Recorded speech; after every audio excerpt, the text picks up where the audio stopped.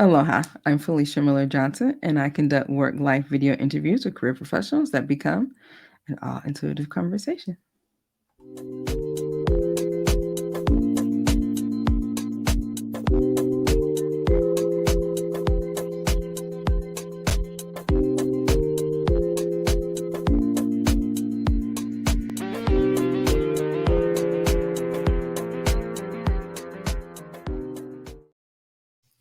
Aloha, and welcome to another episode of All Intuitive Conversation, where I connect with my guests all in the hopes of encouraging me, them, you to live smart and ascend to new levels of success in their work and life. So today I have the pleasure of connecting with Phillip. So let's add him to the screen. Aloha, Phillip. How are you this morning? I'm doing well. How are you? I'm doing well, thank you. Awesome. So tell me, you and I have never connected or chatted before. So where are you sitting right now? Like what Uh, state, city? I'm in Los Angeles, California. Oh, okay. Are you from Los Angeles? Yes, I am. Born and raised. So tell me what it's like to live in Los Angeles. It's at this point it's weird, honestly, because you hear so much about sunny weather and things of that nature in LA, but like for the past 2 months, it's been on and off raining for like nonstop. Like rain for like a week, then take 2 3 days off, and then rain. It's supposed to rain again tonight. Either tonight or tomorrow night. So, it's been a little weird, different weather for us these past couple of months. But other than that, it's okay. The early years in my life, I did deal with a lot of gang violence in our area because I do live in South Central LA. Well, I did live in South Central LA. I live in Inglewood, California, which is, if you know where SoFi Stadium is, about 5 or 10 minutes from there. Um, but over the past 12 years, it's been I think a lot easier for kids really to live. There's still some gang violence because you still have those younger ones that came up. Mm-hmm. But a lot what they did was in 2010 was they did raids in a lot of these areas, right? So the police went through a lot of these sections of the neighborhoods and got most of these dudes who were, killing, just, going around beating up people, causing issues and stuff like that, and threw them in jail. They probably had a lot on them, but could never catch them to pin it on them. Uh-huh. So they found a way to catch them, and so they had this, which is probably why it's even lasted as long as it has, is because they've had so much on their rap sheet and everything else. So um, that's the only good thing I could really say at this point about my. That's why I love my city. Is that was the one good thing that they did. Um, Mm-hmm. because again, like I said, it made it a lot easier for kids to be able to walk around here freely, without having to look over their shoulder every two steps. Wonder Mm-hmm. if somebody will come behind them and jack them, or you know drive past them and shoot them. They can't walk around the neighborhood that night because they worry about drive-bys and things of that nature. So I think in my area, when we moved over here in Inglewood in 2010, I think since then, in the past 13 years, it's only been about four killings in this area. And for Mm. some people, that may be a lot. But that's very little compared Compared to to what it used to be in Inglewood. I mean, Inglewood is just, it used to be consistent. It was like every other night you hear somebody got shot or something, wow. or out of school or something like that. So Yeah.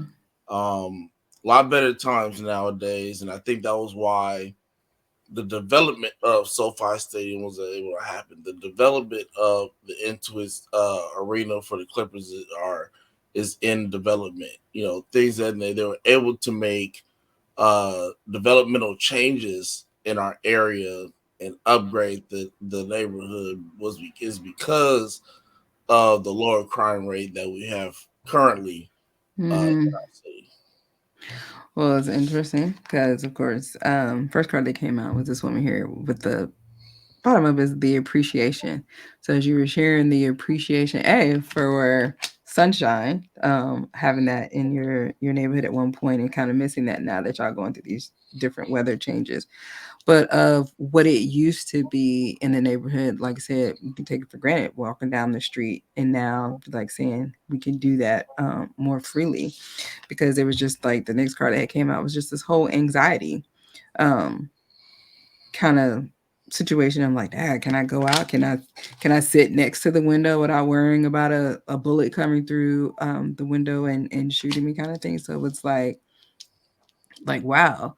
Um, so let me ask you this. So now that you have an appreciation for your neighborhood, did you ever have a vision of living somewhere else?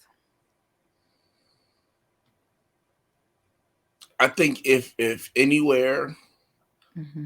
it was Yeah. maybe Vegas, Hmm. because at one point I wanted to go to school at UNLV. Uh-huh. Um, so that may really been the only place that I've ever had a thought of living outside of California.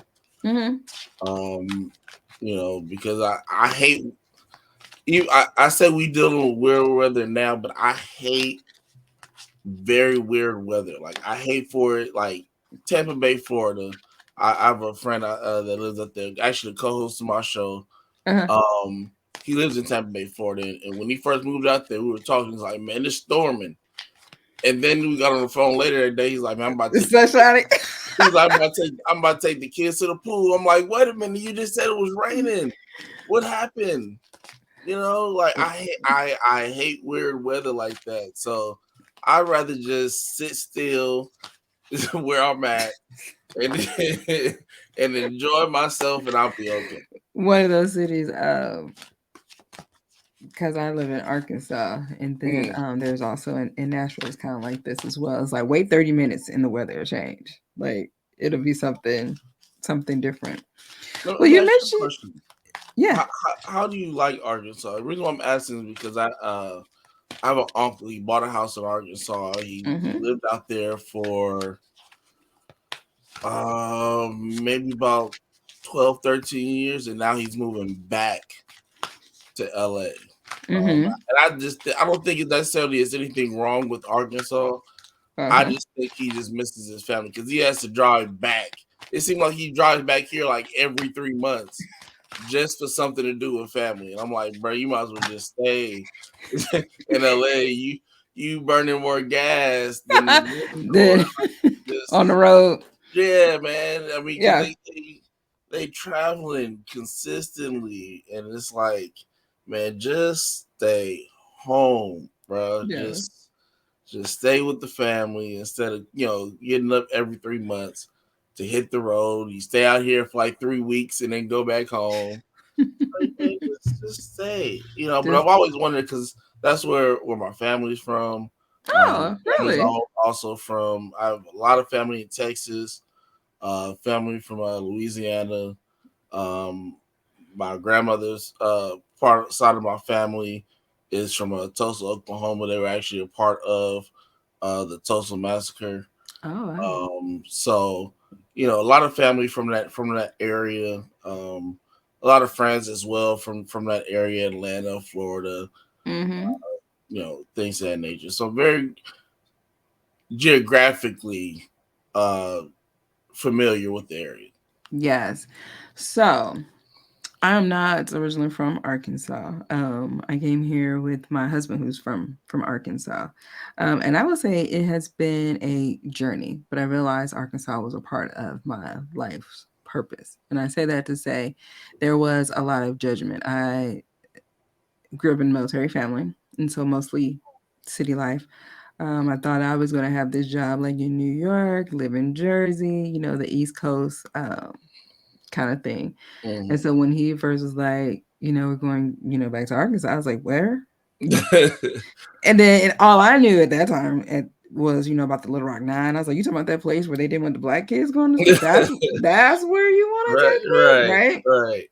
Had lots of judgment about the place, but it was here that I learned about, you know, a Christianity, like having a Christian home, so to speak, and growing up in that, and which started the whole spiritual journey.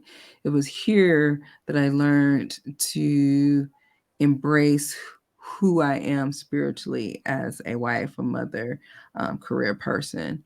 It was here that I learned appreciation for signs and nature. Like I said, if you want to come here and do outdoor stuff like this is a great place.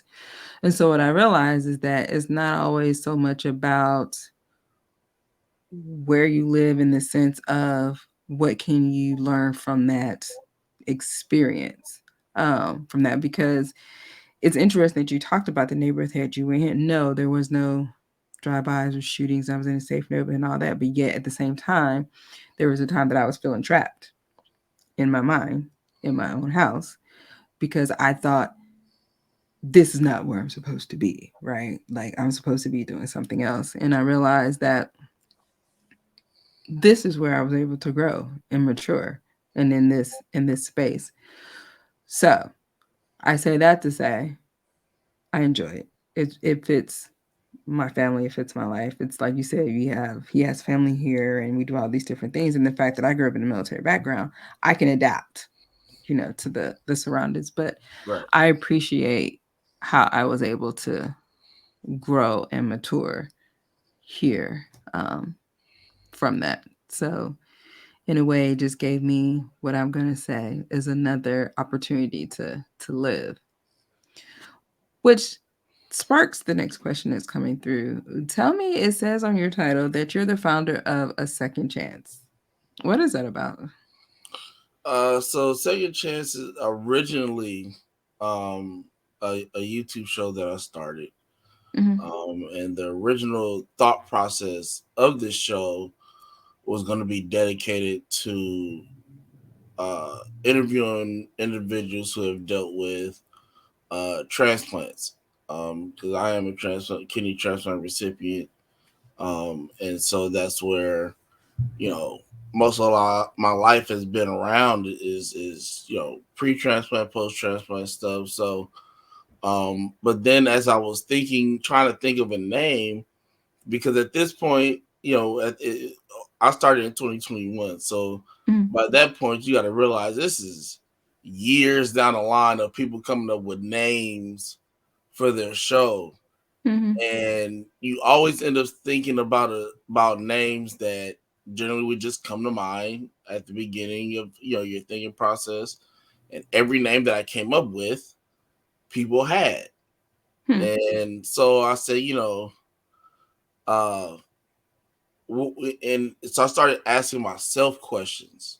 Every once in a while, you got to ask yourself questions to get those answers, right? It's not something that somebody else can answer. It's something that you have to sit down by yourself in deep thought and come up with the answers to these questions. And so, I asked myself, what am I trying to accomplish with this show? Mm-hmm. What is going to be the purpose of this show? And every answer kept coming out to being a second chance.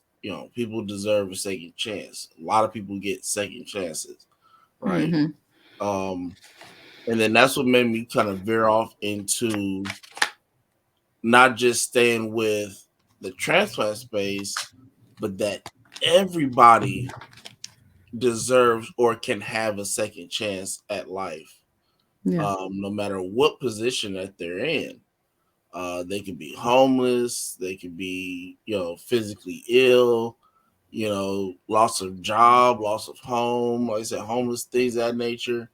Mm-hmm. And how we feel on with a second chance is that everybody's story serves as a resource for somebody else currently going through what they went through. Because you ever been stuck in a position you like, man, I don't know where to start. And then you have a friend that went through that same thing. You like, man, what'd you do? And they say you like, oh man, that's a great place I can start at. Mm-hmm. Resource. It's just like going to a book and researching something, right? A story can do so much for people. Um, and so Yep. that's where that started. And then 2022 we veered off into doing well between when we started in 2022, we were already doing educational videos, health educational videos, and things of that nature. A number of different things, mental health, transplant stuff, things around the board. Then we veered off into doing health conferences, Uh-huh. and so we did four in 1 year. Our first one was November 4th, 2021, and our last one was November 4th, 2022. And then our next one is actually this coming Thursday, which I won't be a part of because I'll be in surgery. But I have two great brothers of mine that are going to be hosting that conference, and it's going to be and these conferences will be continuous. I don't think we'll ever stop doing them because there's always something to talk about in a healthcare space. Mm. No, yeah, like I said, whether it's mental illness, transplant or whatever the case may be. So that'll be something that's definitely continuous. And then September of 2022, I started the Second Chance magazine, which spotlights individuals doing great work in their community, uh, Yeah. outside of, doesn't matter if it's transplant, non-transplant, whatever the case may be. So like we just came out with our Women's Month edition, where every feature was a woman. Um, Mm. and so um, we have our next edition coming out actually beginning of April. If I can get this done before I go into surgery, otherwise it'll be mid-April. Well, it's so interesting. I'm gonna show you the card because it came out. Here was the theme of Arise trigger statement. There has to be more than this. The oil is enlightening. True statement. I create my world. You are ready for a higher level of awareness and transformation. So when you were talking about the second chance and people being able to move up and just share their story, um, you were falling right in line with that. Then another one that had came out was the woman here holding the heart. Now remind me, because we were scheduled to do this show tomorrow, Right. and we were like, hey, like, are you doing something with your heart? Yeah. I'm having an open heart surgery on Thursday, but I get admitted tomorrow. Okay. I mean, it's the woman holding um the heart, because I was like, why is this resonating or feeling comforting about that? But it was like you were still wanting to do this show, and like I said, it was like, well, hey, let's see if we could do it for today. So what I'm hearing and feeling is that the fact of your dedication, like how you're moving through your life, like all the stuff that you kind of experienced, and now having open heart surgery, and here you are talking about your magazine and wanting to do that. What has you so inspired, motivated to keep doing the thing? Because I mean, I had a conversation with my husband very funny. I was like, yeah, I'm doing my show today instead of Tuesday. I was like, but he was willing to do this show while he was in the hospital, and I was like, dude, no. I mean, like, I want you to be relaxed and calm. So what's got you so inspired, motivated to still keep your commitments when there's a valid reason where you're like, I got.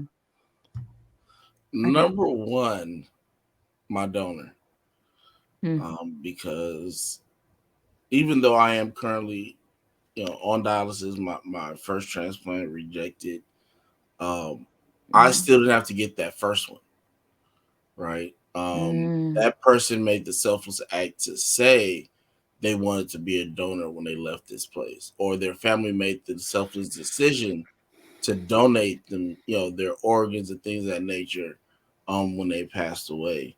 And I don't take that lightly. So Mm. everything I do, 200, 300, 400%. Um, that's why I've never stopped, even with the health issues that I've dealt with over the past 13, 14 years after transplant. I've never stopped working on school. So now I'm at the point where I'm finally in a position to transfer to a university. I'll get my BA in education and theater arts in 2 years. My second the second reason is my family. They've Mm, never left my side. They've always been by me. Every surgery, every emergency, to the hospital, um, you know, anything that I've dealt with health wise, they've always been there. You know, yeah. um, and so that I as a man appreciate that. That my family's been there for me. It's I have a very large family, and it's some family don't even really know what I'm going through. Mm, You know, but a lot of them, even that only know certain things, they still check on me. Hey, how you doing? You doing all right? Things of that nature, and I appreciate them just taking that time to step in and check on me and things of that nature. Um, my third reason is now I have a niece and a godson. mm-hmm. So, if anything, I want the stories that they hear about me to be good stories that propel them to do great things. I don't want, you know, my legacy and who I was as a person to just be, he was Philip. I mean, Mm-hmm. you hear that from time to time about people because they didn't live a full life, right? The life that they should have been living while they were here. And I'm gonna take every chance, every step, every moment that I can to live the life that God has presented me with and left me. I mean, because He could have took me at 4 years old. I've had Mm, failure since I was four. Had a seizure in my grandparents' arms at 4.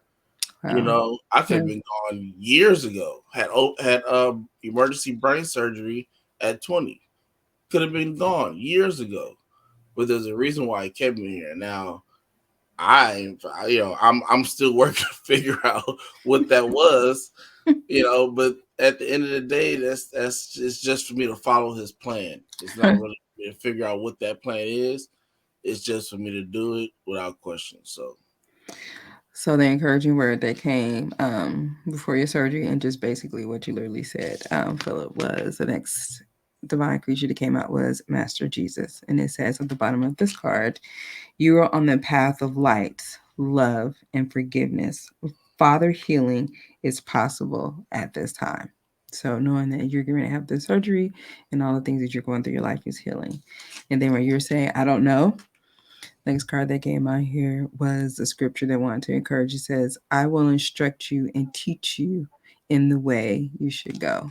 So encouraging you, Psalms 32:8. Um, in regards to that. And so then what else do you want to share with Philip Emmanuel?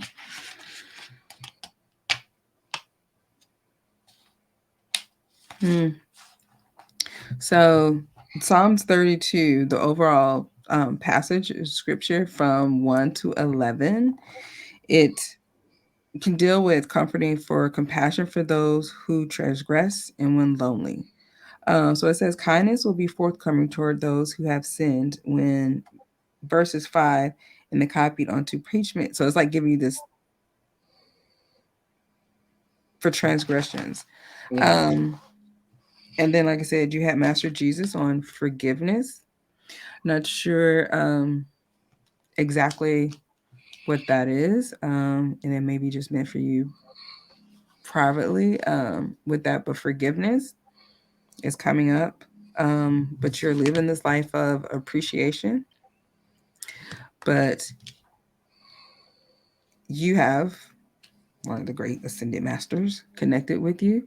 There is a purpose for your life. Like I said, could have been four, but evidently you're meant to continue on this journey. Um, Psalms 32:8 in forgiveness. And I'm going to read. They're saying read this again. You're on the path of light, love, and forgiveness. Father, healing is possible at this time. So just be encouraged in knowing that you will be healed. But there's something else in regards to forgiveness as you prepare to go through your surgery. Um, just kind of reflect on what that may be for you. Um,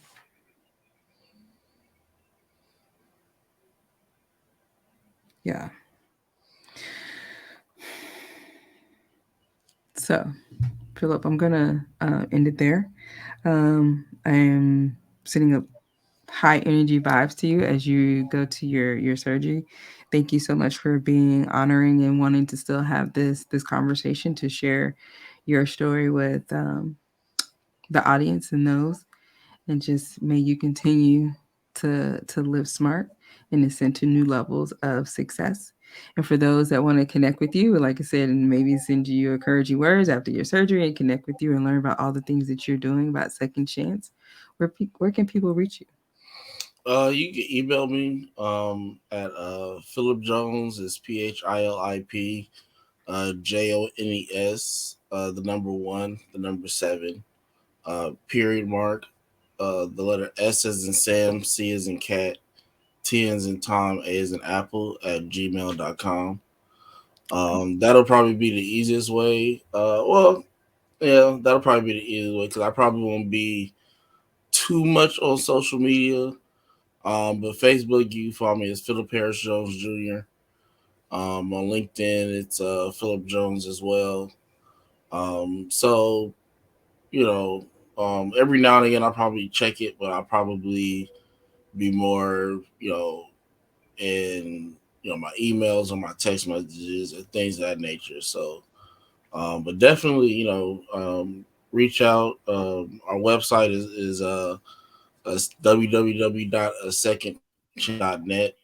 So it's the letter A, the number two, NDCHANCE.net. Mm. Well, thank you, Philip. So the last message that kind of came through again is that the second chance is so appropriate because evidently they're giving you a second chance at this heart, and so it's like you're definitely living out that message. Thank you for being open to having this all intuitive conversation. If you desire to be a guest on the show, send me a message on LinkedIn, and you can also visit allintuitiveconversation.com. And until we meet again next week, this has been an all intuitive conversation.